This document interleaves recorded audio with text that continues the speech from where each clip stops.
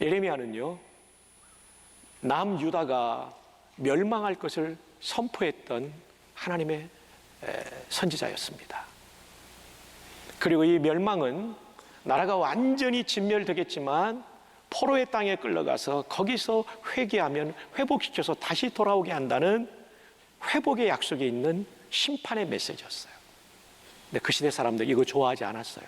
망한다고 하니까 안 좋아한 거예요. 자기들이 죄 지은 거 회개할 줄 모르고 이 심판의 메시지를 거부했던 거예요.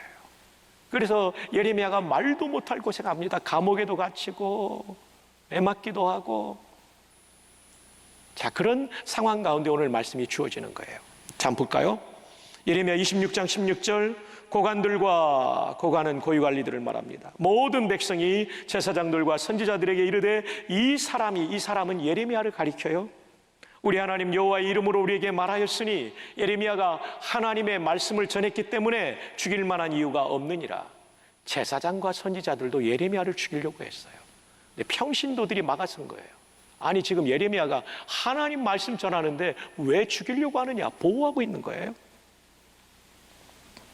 17절에 보면 그 평신도 가운데 장로들이 나서서 예레미야를 보호하는 말을 합니다.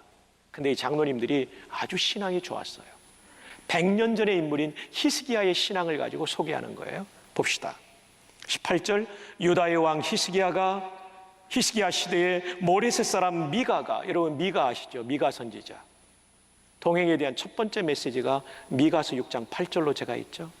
사람아, 무엇이 선한 것인지 하나님이 내게 보이셨나니 하고 쭉 뒤에 가면 겸손히 내 하나님과 동행하는 것이 아니냐, 그 중요한 말씀을 한 미가가 이런 심판의 메시지를 전했다는 것입니다. 미가가 유다의 모든 백성에게 예언하여 이르되 만군의 여호와께서 이와 같이 말씀하셨느니라. 시온은 밭같이 경작지가 될 것이며, 경작지가 된다는 게 뭐예요? 갈아엎는다는 거예요. 도시를 완전히 하나님께서 바벨론 군대로 파괴시키겠다는 얘기예요. 예루살렘은 돌무더기가 되며 건물이 다 흩어져 버리고 돌로만 쌓여있는 폐허가 될 것이라는 것입니다. 성전의 산, 시온산은 산당의 숲과 같이 되리라. 산당의 숲은 관리를 잘못해서 잡초가 우거진 숲을 말하는 것인데, 시온산, 그 솔로몬의 성전이 있는 자리가 완전히 황폐하게 될 것이라고 메시지를 미가라는 선지자가 전했습니다. 예루살렘 망하고 유다 망한다라는 심판의 메시지였죠. 자, 이 메시지를 들은 히스기야 왕은 어떻게 반응했을까요? 여러분 함께 26장 19절 한번 읽어주세요. 시작.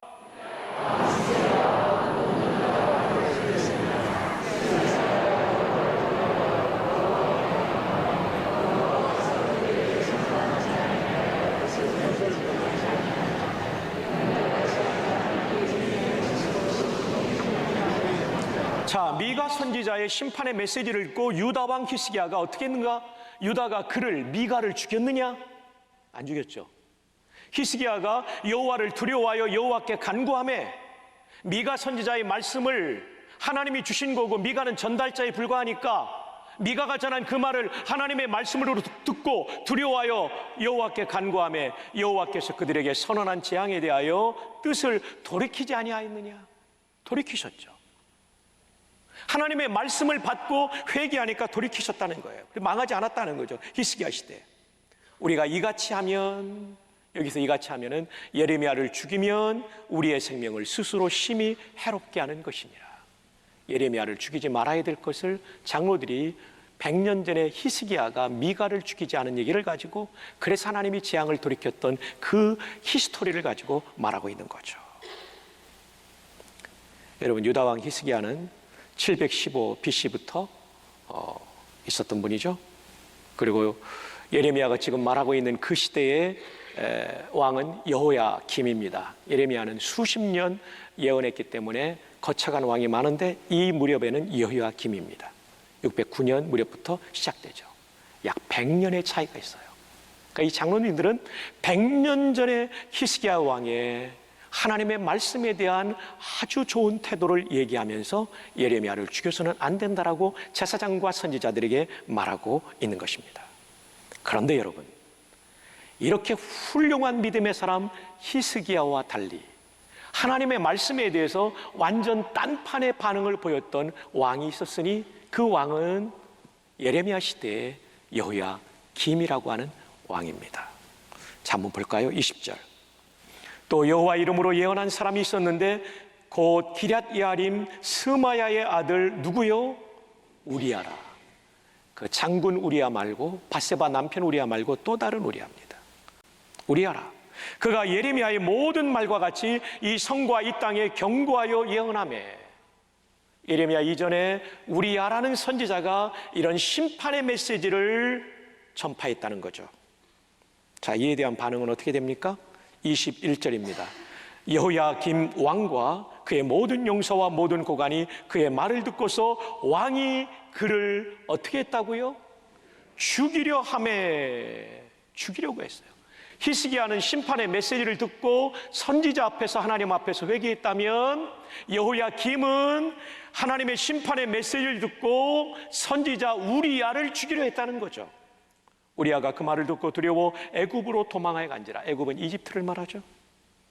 자, 여기서 끝나지 않습니다. 여호야김은 다음 절, 여호야김 왕이 사람을 애굽으로 보내되, 이집트로 보내되 곧 악보의 아들 엘라단과 몇 사람을 함께 애굽으로 보냈더니 사람을 파견했어요. 왜 파견했는지 그 다음 절 나오죠. 그들이 우리야를 애굽에서 연행하여 체포하기 위해서, 선지자를 체포하기 위해서 사람을 파견했던 거죠. 연행하여 여호야김 왕에게로 그를 데려오매 왕이 칼로 그를 어떻게 하고요? 죽이고. 완전 딴판이죠. 히스기야는 심판의 메시지를 듣고 하나님께 기도하고 회개했다면, 여호야김은 심판의 메시지를 듣고 메시지의 전달자인 메신저인 선지자를 그 머나먼 이집트로 피난가 있는 그를 체포해서 데려와 자기 앞에서 죽였다는 거죠. 여러분, 참 하나님의 말씀에 대해 이런 태도를 보인 사람들도 있었다는 겁니다. 이 여호야김이 이방인이 아니라 다윗의 후손이었다는 것을 기억해야 돼요. 요즘 말로 하면 성도 중에 한 사람이었는데 이런 사람이었다는 것을 기억해야 돼요.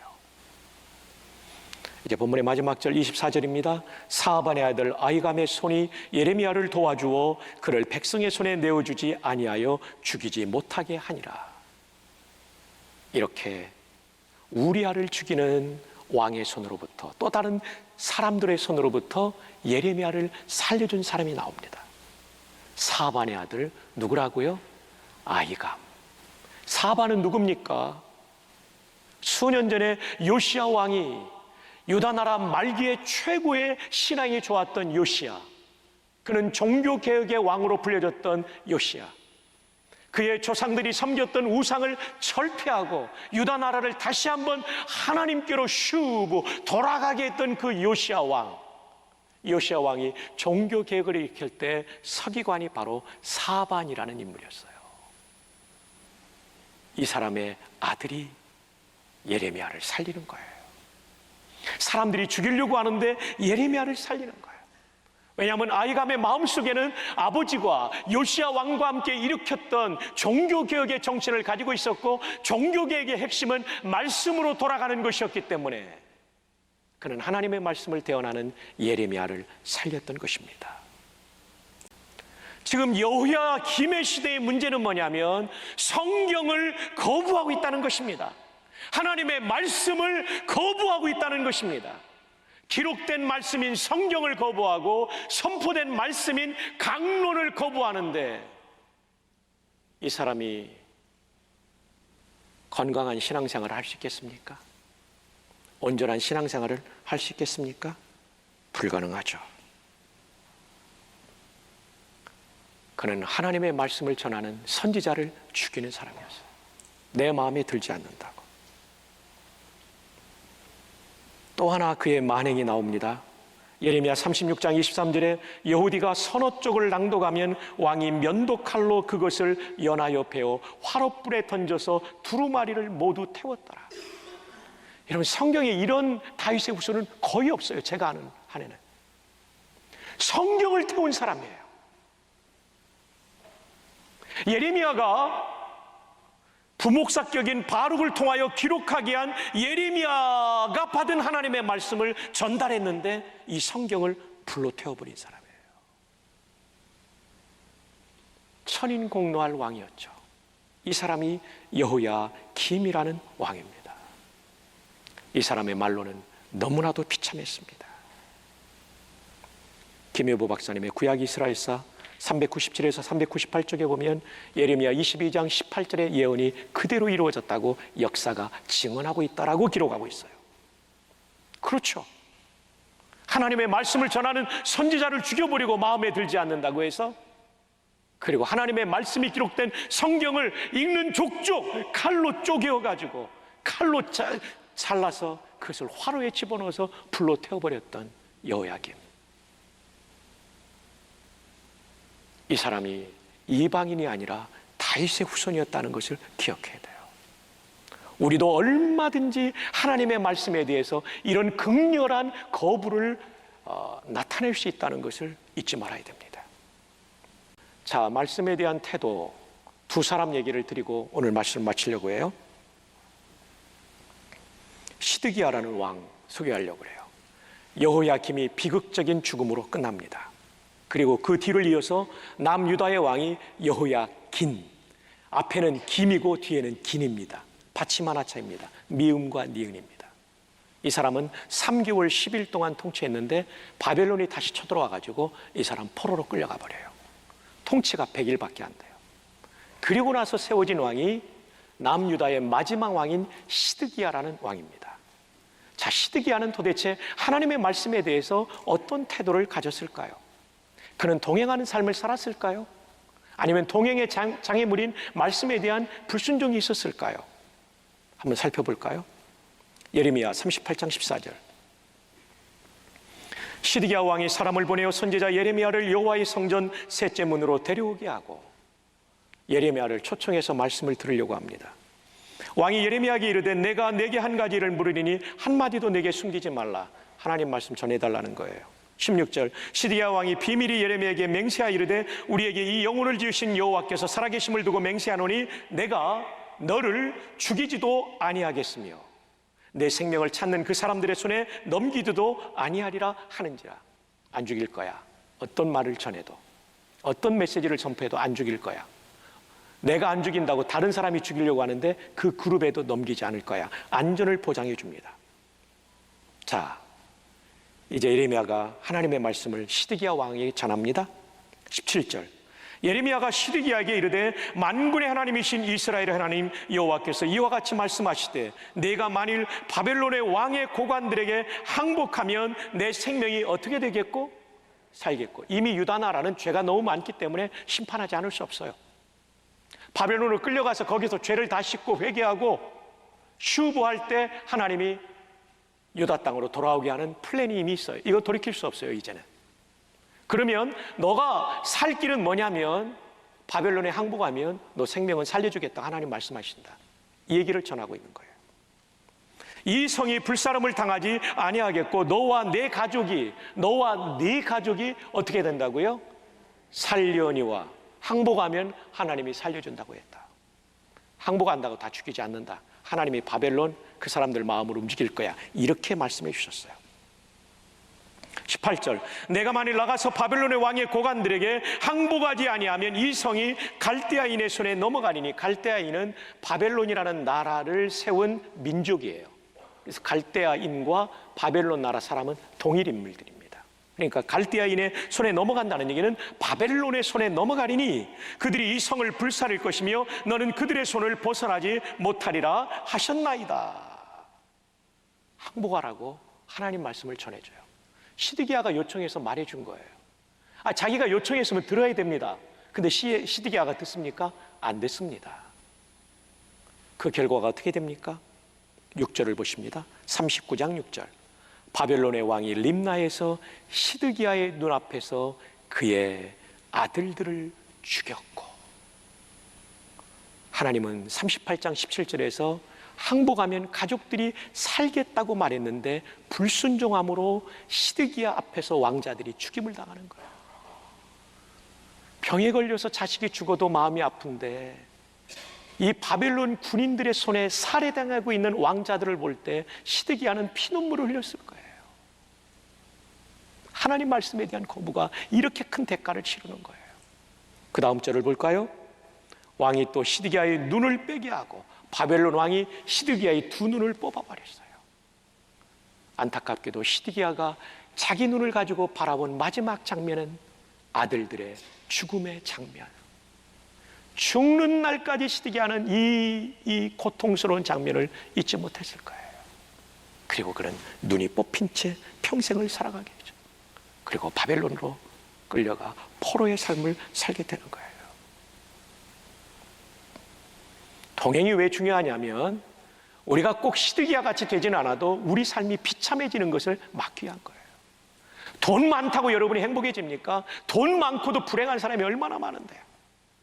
건강하다고 여러분이 행복합니까? 필요한 것이지만 건강하고도 죄 짓는 사람이 얼마나 많은데요. 차라리 건강하지 않았으면 바람이라도 안 피웠겠지. 차라리 그 돈이 없었으면 그런 못된 짓 안 했겠지. 차라리 그 돈이 없었으면 자식들 망하는 짓 없었겠지. 여러분, 돈이 있고 건강하다고 좋은 직장이라고 행복한 거 아니에요. 하나님과 동행해야 행복할 줄 믿으시기를 바랍니다. 시드기야처럼 살면 안 된다는 거예요. 하나님 말씀 들려주십시오 해놓고는 말씀이 들려줘도 순종하지 않는 시드기야. 오늘 이 시대의 성도들 가운데 얼마나 많은 시드기야가 교회마다 있습니까? 그러니까 삶이 힘든 거예요. 코로나 때문에 힘들기도 하지만 하나님과 동행하면 좁은 길을 걸어도 밤낮 기뻐하는 것 주의 영이 함께 함이라. 이제 마지막 인물입니다. 시드기야 때 유다가 완전히 망해버렸습니다. 진멸됐습니다. 그리고 남은 소수의 사람이 있었고, 긴 얘기를 짧게 압축하면 요하난이라는 지도자가 있었어요. 요하난. 한번 따라해 봅시다. 요하난이라는 지도자가 있어요. 이 사람이 예레미야에게 우리의 갈 길을 알려주시고, 나라가 망했습니다. 어떻게 하면 좋을까요? 좋은 질문을 한 거죠. 42장 2절에 보면 선지자 예레미야가 이르되 당신은 우리의 탄원을 듣고 이 남아있는 모든 자를 위하여 당신의 하나님 여호와께 기도해 주소서. 당신이 보는 바와 같이 우리는 많은 사람 중에서 남은 적은 무리이다. 다 죽거나 포로로 끌려갔고 우리는 소수만 남았습니다. 우리를 위해서 당신의 하나님 여호와께 기도해 주소서. 예레미야에게 호소합니다. 3절 당신의 하나님 여호와께서 우리가 마땅히 갈 길과 할 일을 보이시기를 원하나이다. 우리가 어디로 가야 될지, 무슨 일하고 살아야 될지 하나님께서 우리에게 말씀해 주시기를 원합니다. 42장 4절에 선지자 예레미야가 그들에게 이르되 내가 너희 말을 들었은즉 너희 말대로 너희 하나님 여호와께 기도하고 무릇 여호와께서 너희에게 응답하시는 것을 숨김이 없이 너희에게 말하리라. 내가 기도하고 받은 말씀 전해줄게.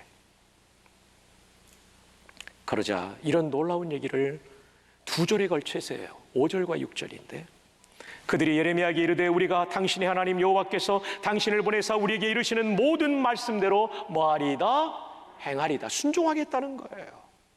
여호와께서 우리 가운데 진실하고 성실한 증인이 되시옵소서. 이제는 하나님까지 예레미야와 자기들 사이에 증인이 되어달라고, 이 약속 지키겠다라고 말했습니다. 대단한 태도죠. 6절 우리가 당신을 우리 하나님 여호와께 보내면 그의 목소리가 우리에게 좋든지 좋지 않든지를 막론하고 순종하려 함이라. 오, 얼마나 놀라운 고백입니까? 아니, 유다 나라 말기에 그렇게도 하나님을 무시하던 시대에 이런 사람들이 있었단 말입니까? 하나님의 말씀이 좋든지 싫든지 그 말씀대로 순종하겠습니다. 예레미야에게 말하고 있어요. 얼마나 귀합니까? 우리가 우리 하나님 여호와의 목소리를 순종하면 우리에게 뭐가 있으리로다?